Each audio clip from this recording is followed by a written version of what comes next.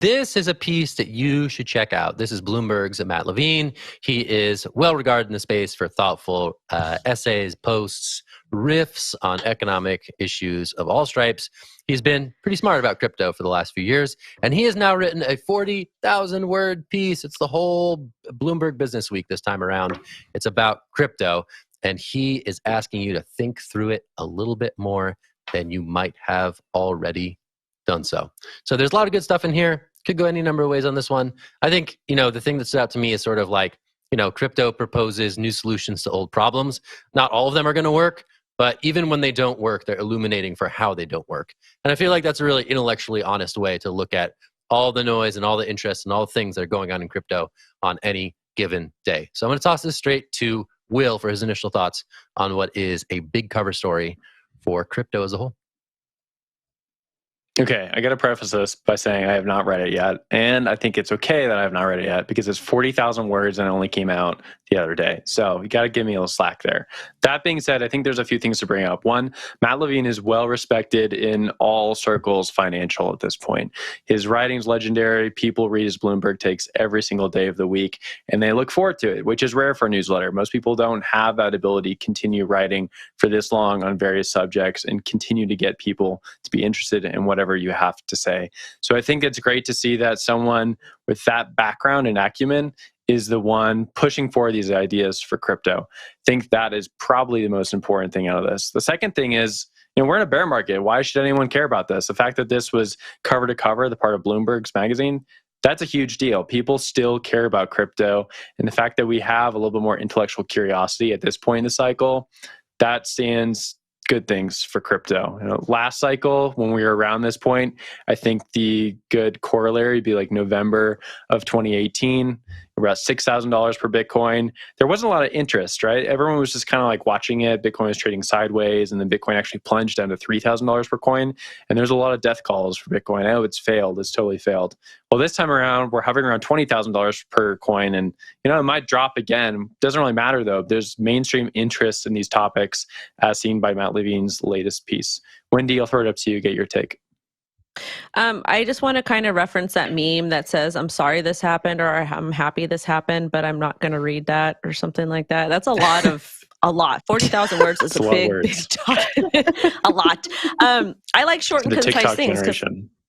No, I have ADHD, and then my mind starts going in all these millions of places. So thank you guys for summarizing this for me so I don't have to read it. But again, I think that it is important that somebody that has a massive audience like this is talking about cryptocurrency. It doesn't matter if it's a bear market, a bull market, whatever it is. The fact that we're getting recognition by somebody kind of outside of the industry does speak volumes to me.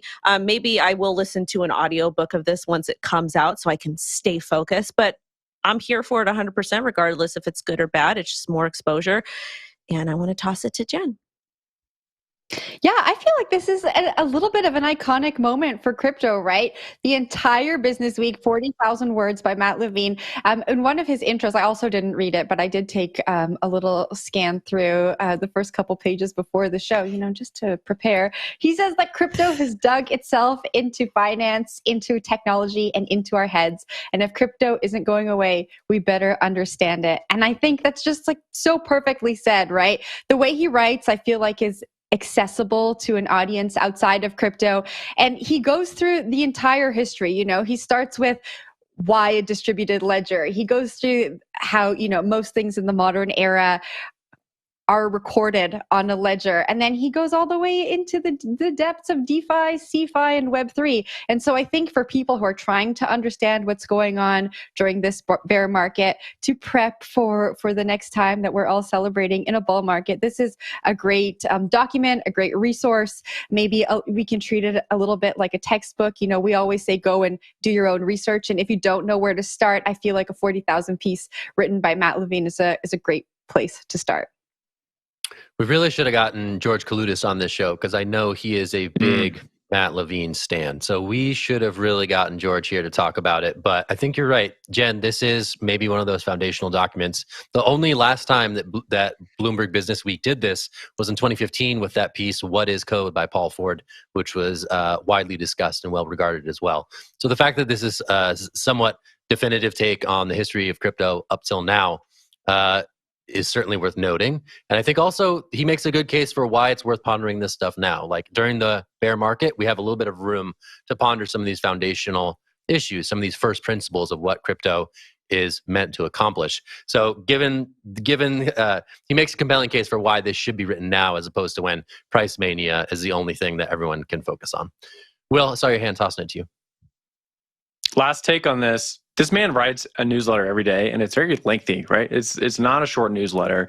And if you've read the op-ed, I think it was in the New York Times, or a profile in the New York Times, Matt Levine, you'll know that he wakes up very early every morning in order to write his newsletter before Wall Street wakes up. And he goes over tons of different documentation from the previous day to get the story of that day for everybody. So I'm curious how he found the time to write 40,000 words on crypto in between all of that. That's just like some encouragement for everyone out there who's looking to crush their job a little bit more. This man wrote 40,000 words in the middle of his 7-day-a-week newsletter, 5-day-a-week newsletter.